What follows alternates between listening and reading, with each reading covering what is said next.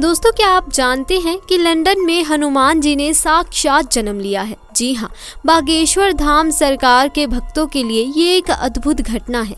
इस वीडियो में हम आपको बताएंगे कैसे बाबा बागेश्वर की शक्तियों ने लंदन के दरबार में लोगों को एकत्रित किया।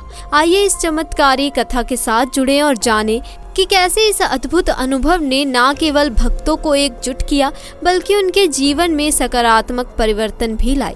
दोस्तों, बजरंगबली, जिन्हें हनुमान जी के नाम से जाना जाता है, रामायण के अद्वितीय पात्रों में से एक है और 8 चिरंजीवियों में शामिल है। मान्यता है कि जब श्री राम और अन्य देवता स्वर्ग लौट गए तब हनुमान जी को कलयुग की रक्षा का विशेष दायित्व सौंपा गया। यही वजह है कि वे आज भी पृथ्वी पर मौजूद हैं। हमेशा अपने भक्तों के संकटों में सहायता के लिए तत्पर हनुमान जी को कलयुग का जागृत देवता माना जाता है, जो संकट मोचन के रूप में विख्यात है। उनकी शक्ति, साहस और भक्ति ने उन्हें एक अद्वितीय स्थान दिलाया है, जो वे आज भी अपने भक्तों के दिलों में बसी भक्ति के प्रतीक हैं। बहुत कम लोगों को धीरेन्द्र कृष्ण शास्त्री की जीवन शैली के शुरुआती दिनों के बारे में जानकारी है। असल में उनके दादाजी भी बालाजी के बहुत ही बड़े भक्त थे और अपने छोटे से दरबार में लोगों के कष्ट दूर करने का कार्य किया करते थे। उनकी अद्भुत शक्तियाँ इतनी प्रबल थी कि कोई भी व्यक्ति उनके पास निराश होकर नहीं लौटता था। इसी प्रेरणा से धीरेन्द्र शास्त्री ने भी बालाजी की तपस्या शुरू की, जो उनकी भक्ति को और गहरा बनाती गई। धीरे धीरे धीरेन्द्र शास्त्री हनुमान जी के परम भक्त बन गए, लेकिन उनके दादाजी की मृत्यु के बाद उनका दरबार सूना हो गया। इस स्थिति में लोगों ने धीरेन्द्र शास्त्री से दरबार सजाने की प्रार्थना की। शुरुआत में उन्हें अपनी शक्तियों का ज्ञान नहीं था और वे इस तरह के कार्यों में दिलचस्पी नहीं रखते थे। वे केवल बालाजी महाराज की भक्ति करना चाहते थे। लेकिन जैसे जैसे धीरेन्द्र शास्त्री के अंदर की शक्तियाँ बढ़ने लगी, वे लोगों की भावनाओं को समझने लगे। अंततः एक ऐसा समय आया जब उनके भीतर भी अपने दादाजी की तरह दिव्य शक्तियां प्रकट हुई। अपनी शक्तियों के कारण एक साधारण बालक जो गांव में रहता था, आज पूरी दुनिया में बागेश्वर धाम सरकार के नाम से प्रसिद्ध है। दोस्तों, ये भारत का एकमात्र ऐसा स्थान है जिसने पूरी दुनिया के वैज्ञानिकों को चौंका दिया है और उन्हें सोचने पर मजबूर कर दिया है कि आखिर ऐसा कैसे संभव है। जब बागेश्वर धाम के महाराज धीरेन्द्र शास्त्री से इस बारे में पूछा जाता है तो वो कहते हैं कि ये सब कुछ बालाजी और उनके दादाजी की कृपा से संभव हुआ है। उनकी अद्भुत शक्तियों का असर केवल भक्तों पर नहीं बल्कि पूरे संसार पर हो रहा है, जिससे हर कोई इस अद्भुत स्थल की ओर आकर्षित हो रहा है। वो खुद कुछ भी नहीं करते, लेकिन अगर आप हमारी बात माने तो ये सब कुछ धीरेन्द्र शास्त्री के कठोर परिश्रम से ही संभव हो पाया है। लंदन में लिया साक्षात हनुमान जी ने जन्म। चमत्कार को देखकर गोरे भी बोले जय श्री राम। पंडित धीरेन्द्र कृष्ण शास्त्री आजकल बहुत ही ज्यादा सुर्खियों में है और सुर्खियों में रहने का कारण है उनके द्वारा लोगों की समस्याओं को सुलझाना, और वो भी एक अर्जी के जरिए। कई लोगों का मानना है कि ये अर्जी वाला सिस्टम ही एक ढोंग है। वो कहते हैं कि ये मेंटलिज्म का सहारा लेते हैं। वो लोगों के मन की बात को जान लेते हैं और उस चीज को एक पेपर पर लिख कर देते हैं। इस तरह से वो लोगों को बेवकूफ बना रहे हैं और वो अंधविश्वास को बढ़ावा दे रहे हैं। लेकिन अब तक उन्हें एक्सपोज करने की जितनी भी कोशिशें हुई हैं, सब विफल हो चुकी हैं। कई पत्रकार जो बागेश्वर धाम में आ चुके हैं उन्हें एक्सपोज करने के लिए, लेकिन वो खुद ही एक्सपोज होकर चले जाते हैं। फिर भी कई बड़े बड़े जानकार ये मानने को तैयार नहीं है कि बागेश्वर धाम में वो शक्तियां हैं, वो चमत्कार हैं जो कि वो लोगों के मन की बात पढ़ लेते हैं। तो क्या सच में उनके पास कोई मेंटलिज्म का कोई ट्रिक है? क्या वो लोगों के मन की बात पढ़ पाते हैं? क्या वो लोगों के चेहरे और उनके हाव भाव को देखकर जान लेते हैं कि उनके मन में क्या है और फिर एक पर्ची में उसे लिख देते हैं? दोस्तों, छतरपुर से खजुराहो की ओर फोन लेन रास्ते पर करीब 15 किलोमीटर चलने पर ही बाएं हाथ पर एक रास्ता कटता है जो गढ़ा गांव की ओर जाता है। रास्ते पर लगे बोर्ड्स और होल्डिंग से ही अंदाजा हो जाता है कि ये रास्ता आम नहीं है। चौराहे पर खड़े ई रिक्शा और टेम्पो 10 से 20 रुपए में बागेश्वर धाम सरकार तक ले जाने की आवाज लगाते हैं। आपको बता दें, धीरेन्द्र शास्त्री अपनी कथा के दौरान बुंदेलखंडी खड़ी बोली में कई ऐसी बातें कहते हैं जिनकी विभिन्न प्रतिक्रियाएं होती हैं। यही कारण है कि वे कई बार विवादों में भी रहते हैं। लेकिन भारत के कई स्थानों पर सजे उनके दरबार में विदेशी भक्त भी कथा सुनने के लिए आते हैं। और दोस्तों, बाबा जी खुद लंदन जाकर भी कथा कर चुके हैं, जहां उनके भक्तों से पंडाल भर गया था। इससे हम ये समझ सकते हैं कि दुनिया के किसी भी कोने में क्यों ना चले जाएं, आपको उनके भक्त ज़रूर मिलेंगे। क्योंकि दोस्तों, उनके दरबार में जो भी जाता है उनकी इच्छाएं अवश्य पूरी होती हैं। तो अब हम उस वाक्य की बात करते हैं जो इंग्लैंड की राजधानी लंदन में पेश आया। दोस्तों, बालाजी के आशीर्वाद से इंग्लैंड लेसिस्टर में एक दंपति के घर हुआ साक्षात हनुमान जी जैसा दिखने वाला बच्चा। दरअसल पिछले साल गुरुदेव इंग्लैंड गए थे श्री हनुमान जी कथा के लिए। वहां पर एक नवविवाहित जोड़े ने अर्जी लगाई थी। महिला हनुमान जी की बहुत बड़ी भक्त थी। महिला ने हनुमान जी को अपना भाई बना लिया था, लेकिन उनके घर वालों को इन सब पे विश्वास नहीं था कि ऐसा भी चमत्कार हो सकता है। महिला बार बार गर्भ से होती थी और बच्चा नहीं रुक पाता था। उनको डर था कि इस बार भी कहीं ऐसा ही ना हो जाए। फिर वो हनुमान जी की कथा में आई और अपनी अर्जी लगाई, जिस पर गुरुदेव जी यानी कि बागेश्वर बाबा ने कहा, जाओ, साक्षात हनुमान जी आपके घर पधारेंगे। ये सुनकर कपल गुरुदेव के पैरों में गिरकर रोने लगा। आपको जानकर आश्चर्य होगा कि बागेश्वर धाम में धीरेन्द्र शास्त्री जी जब लोगों की अर्जियों का निवारण करते हैं, तब वो कभी कभी एक तिथि भी बताते हैं। वो दावा करते हैं कि उस तिथि पर उनकी समस्या का निवारण हो जाएगा। बीमारी से कष्ट और आराम या बच्चे की प्राप्ति जैसे मामलों में एक बार धीरेन्द्र शास्त्री ने एक महिला को विशिष्ट तिथि भी दी थी। बागेश्वर धाम सरकार ने अपने ऑफिशियल इंस्टाग्राम पेज पर एक वीडियो को शेयर किया था।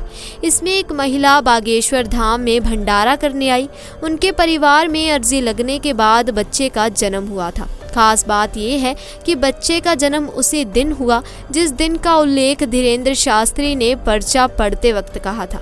महिला बताती है कि उनके परिवार के लोग बागेश्वर धाम में बच्चे की अर्जी लगाने गए थे। 3 महीने वे बागेश्वर धाम ही रहे। फिर जब अर्जी लगी तो पंडित धीरेन्द्र शास्त्री जी ने आशीर्वाद देते हुए एक विशिष्ट तारीख बताई और कहा कि उनके घर इसी तारीख पर एक पुत्र की प्राप्ति होगी। महिला से जब पूछा गया कि उसे कैसा लग रहा है, तो उसने बताया कि उसे और उसके परिवार को बहुत अच्छा लग रहा है। बालाजी ने उनकी सुन ली। धीरेन्द्र शास्त्री जी ने बच्चे का नाम घनश्याम रखा है।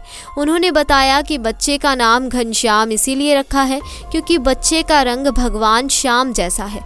धीरेन्द्र शास्त्री जी महिला को बधाई देते हुए प्रार्थना करते हैं कि जैसे उस महिला की भगवान ने सुनी है, वैसे ही वो सबकी सुने। तो दोस्तों, क्या आप जानते हैं कि बागेश्वर धाम के नाम के पीछे की पूरी कहानी क्या है? तो चलिए आज आपको ये भी बता देते हैं। दोस्तों, यहाँ के सेवादार दीपेंद्र बताते हैं कि ये चंदेल कालीन प्राचीन मंदिर है, पर इसे बागेश्वर क्यों कहा जाता है, इसके बारे में उन्होंने बताया कि क्योंकि इसे पहाड़ के आसपास घना जंगल है जिसमें बाघ घूमते हैं, इसीलिए इसे बागेश्वर कहते हैं, जो अब बागेश्वर बोला जाने लगा है। महादेव की इस मढ़िया के पास ही बना है बालाजी धाम हनुमान जी महाराज का नया मंदिर। बागेश्वर धाम महाराज के आचार्य धीरेन्द्र शास्त्री इन्हीं बालाजी के उपासक हैं और कहते हैं कि उनको इन्हीं की सिद्धि मिली है और इन्हीं के दम पर वो लोगों का भूत व भविष्य बताते हैं। बागेश्वर धाम की चर्चा इन दिनों भले ही तेजी से हो रही है, लेकिन इनका निर्माण बहुत समय पहले ही हो चुका था। बागेश्वर धाम में बालाजी महाराज का प्राचीन और चमत्कारिक मंदिर है। पंडित धीरेन्द्र शास्त्री से पहले यहाँ पीढ़ी दर पीढ़ी प्रसिद्ध संत दिव्य दरबार लगाते आए हैं, लेकिन शुरू में इनका प्रचार प्रसार इतनी तेजी से नहीं हुआ जैसा कि आज है। बालाजी महाराज के बागेश्वर धाम में मंगलवार के दिन भक्त अर्जी लगाने के लिए पहुंचते हैं, इसीलिए यहाँ मंगलवार के दिन भक्तों की भारी भीड़ उमड़ती है। यहाँ अर्जी लगाने की प्रक्रिया बहुत आसान है। आपको एक पर्ची पर अपनी समस्या लिख देनी होती है। इसके बाद पर्ची को कपड़े में नारियल के साथ बांधकर यहाँ परिसर में रख देना होता है। परिसर में आपको लाल, पीले और काले रंग के कपड़े में बंधे हुए नारियल मिलेंगे। इसका कारण ये है कि अर्जी सामान्य होने पर लाल कपड़े में नारियल बांधा जाता है। शादी विवाह से जुड़ी अर्जी होने पर पीले रंग के कपड़े में नारियल बांधा जाता है। यदि आप किसी कारण बागेश्वर धाम नहीं पहुंच सकते तो अपने घर के पूजा मंदिर से भी इसी प्रक्रिया के अनुसार अर्जी लगा सकते हैं। घर से लगाई गई अर्जी भी बालाजी महाराज जरूर स्वीकार करते हैं। आचार्य धीरेन्द्र शास्त्री बताते हैं कि अगर आपने अर्जी सच्ची श्रद्धा से लगाई है और आपकी अर्जी स्वीकार हुई है तो आपको सपने में लगातार 2 दिन तक बंदर दिखाई देंगे। केवल एक दिन बंदर दिखाई दे तो ये माना जाता है कि आपकी अर्जी पहुंच चुकी है। अर्जी स्वीकार होने पर घर के किसी सदस्य को सपने में 2 दिन तक बंदर दिखाई देंगे।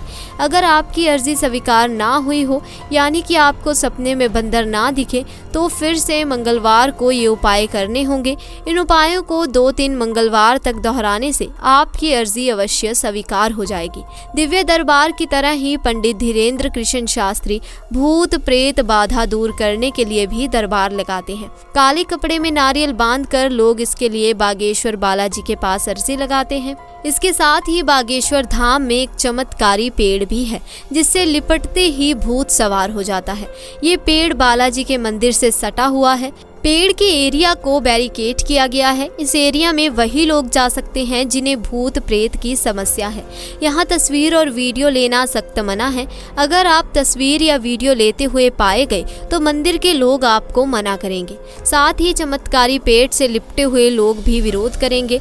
वहां आने वाले लोग बताते हैं कि इस पेड़ में विशेष शक्तियां हैं। अगर किसी व्यक्ति पर कोई भूत सवार है तो इस पेड़ से लिपटते ही बाहर आ जाता है। अलग अलग जगहों पर इसे लेकर मान्यता है कि अगर किसी पर भूत सवार होता है तो वो झूमने लगता है। बागेश्वर धाम में भी इस पेड़ के पास कुछ ऐसा ही नज़ारा दिखता है। वहाँ पेड़ के आसपास कई लोग झूमते दिखाई देते हैं। हर दिन यहाँ सैकड़ों लोग भूत प्रेत की समस्या को लेकर आते हैं। दोस्तों, साथ ही आपको बता दें कि बागेश्वर धाम मंदिर एक पुराना चमत्कारिक मंदिर है। ये मंदिर छतरपुर के पास बागेश्वर धाम में स्थित है और ये बालाजी का मंदिर है जहाँ पर हनुमान जी के सामने ही महादेव जी का मंदिर है। ये छतरपुर जिले के खजुराहो पन्ना रोड पर मौजूद गंज नाम के छोटे से कस्बे से 35 किलोमीटर की दूरी पर स्थित है। 20-30 साल पहले करीब 1986 में इस मंदिर का निर्माण करवाया गया था। उसके बाद ये मंदिर काफ़ी प्रसिद्ध होता चला गया। वर्ष 1987 में वहां संत सेतुलाल जी महाराज का आगमन हुआ। ये आचार्य धीरेन्द्र कृष्ण शास्त्री के दादाजी थे। उनके बाद वर्ष 2012 में श्रद्धालुओं की समस्या का समाधान करने के लिए दरबार का शुभारंभ हुआ। उसके बाद वर्ष 2016 में बागेश्वर धाम में भूमि पूजन हुआ और फिर भगवान बालाजी का धाम समस्याओं के निवारण के लिए प्रसिद्ध हो गया। आज बागेश्वर धाम के गुरु पंडित धीरेन्द्र कृष्ण शास्त्री जी किसी के भी मोहताज नहीं है।